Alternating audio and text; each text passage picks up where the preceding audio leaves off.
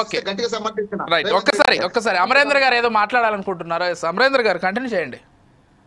Sir సోదరుడు వెంకట్ ఇప్పుడు Rammohan sir మాట్లాడిండు, ఫరీందర్ సార్ మాట్లాడిండు, ఎక్కడనో ఆయన మనసుకు కూడా తెలుసు కానీ నిజాయితీ లోపిస్తుంది. నేను ఓపెన్ గా చెప్తున్నా, ఎందుకంటే హ్యూమన్ సైకాలజీ ఒక్క నిమిషం, హ్యూమన్ సైకాలజీలో ఏదో ఇప్పుడు మనం ఒక పార్టీ నుంచి వచ్చినాం, ప్రతినిధిగా మాట్లాడాలనే సంకల్పం పక్కబడితే, ఇంతకు ముందు రామ్మోహన్ సార్ అన్నారు ఇలా ఫేస్బుక్ కానీ అమెజాన్ కానీ ఎన్నో కంపెనీలు అక్కడ కేంద్ర కంపెనీలో ఎక్కడైతే కేంద్ర వాళ్ళు ఉన్నారో అక్కడి నుంచి కాకుండా హైదరాబాద్ ఎంచుకున్నారు. దాంట్లో ఒక్కడిదే కేటీఆర్ గారిదే అంటలేను, కేటీఆర్ కూడా ఒక గ్రౌండ్ చేసింది. ఏం చేసింది సార్, గతంలో కాంగ్రెస్ పార్టీ ఉన్నప్పుడు ఓపెన్ గా చెప్పదా అన్నారు రామ్మోహన్ సార్ కూడా.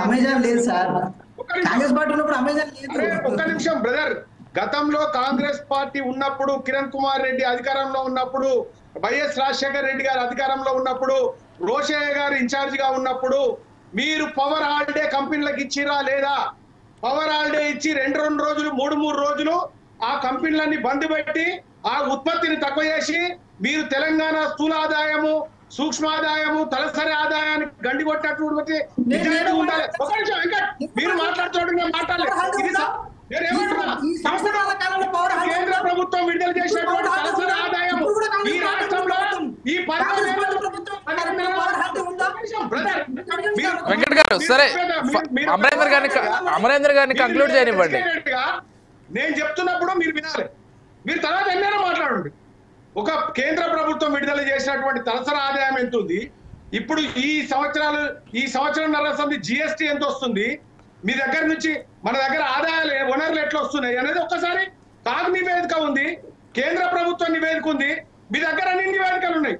కానీ నేను ఒక విషయం చెప్తా, నేను గతంలో కూడా మీకు ఒక ఫార్మాట్ మీరు ఇంతకు ముందు కూడా అన్నారు, ఇలా రేవంత్ రెడ్డికి సార్ కూడా రామ్మోహన్ సార్ అన్నారు, ఎవరికైనా ముఖ్యమంత్రి అనే వ్యక్తికి రావాలి అని ఉండాలి, కానీ ఆయన పనిచేసే విధానం మీద ఈ రాష్ట్రం యొక్క భవిష్యత్తు, ప్రజల యొక్క జీవన విధానం ఆధారపడి ఉంటది. నేను ఇంకోటి కూడా చెప్తున్నా, మళ్ళీ నువ్వు సబ్జెక్ట్ కరెక్షన్ అని పోతున్నానని అనుకోకండి. ఇవాళ హైడ్రా అనేది తీసుకొచ్చిర్రు, హైడ్రా అనేది విధి విధానాలతో ఉండాలి. హైకోర్టు చివాట్లు పెట్టింది, శనివారం ఆదివారం తప్ప మిగతా దినాలు మీకు కనబడతలేవా?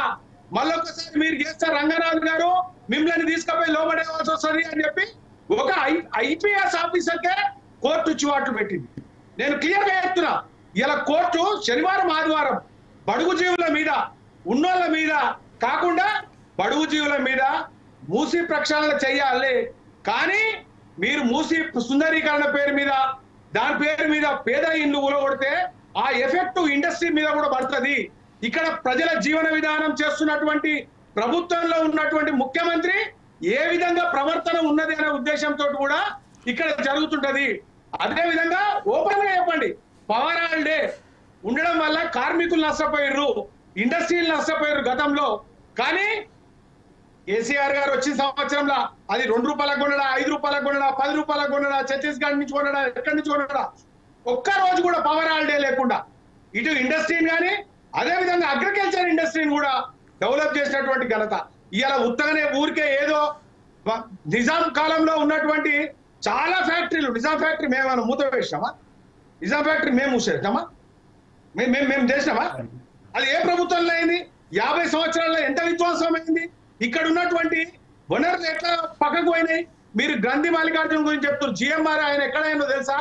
ఆయన మనకు అదాని ఎంతనో జిఎంఆర్ ఎంతనే ఆయన మీకు తెలియకుండా వచ్చు. జిఎంఆర్ ఆయన కూడా మన దగ్గర ఆయన ఏం కాదు, ఆయన ఈ రాష్ట్రానికి సంబంధించిన ఆయన కాదు, మీకు అది తెలియకుండా. మేము ఇంతకుముందు చెప్పారు. ఒక్క నిమిషం వెంకట్, నేనేమంటున్నా, 100 కోట్ల రూపాయలు అదాని తోటేమో అక్కడ రాహుల్ గాంధీ అదాని అనేటోళ్ళు మోడీ దోస్తు, మోడీ పెంచి పోషిస్తుండు, గుజరాత్ వాళ్ళని పెంచి పోషిస్తుండేమో ఆయన మొత్తుకుంటాడు.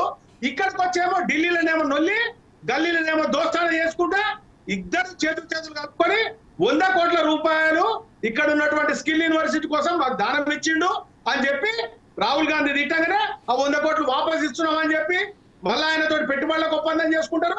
మళ్ళీ నువ్వేమంటున్నావు, అదాని రోడ్లు వేస్తుండు, అదాని ఇది వేస్తున్నాడు.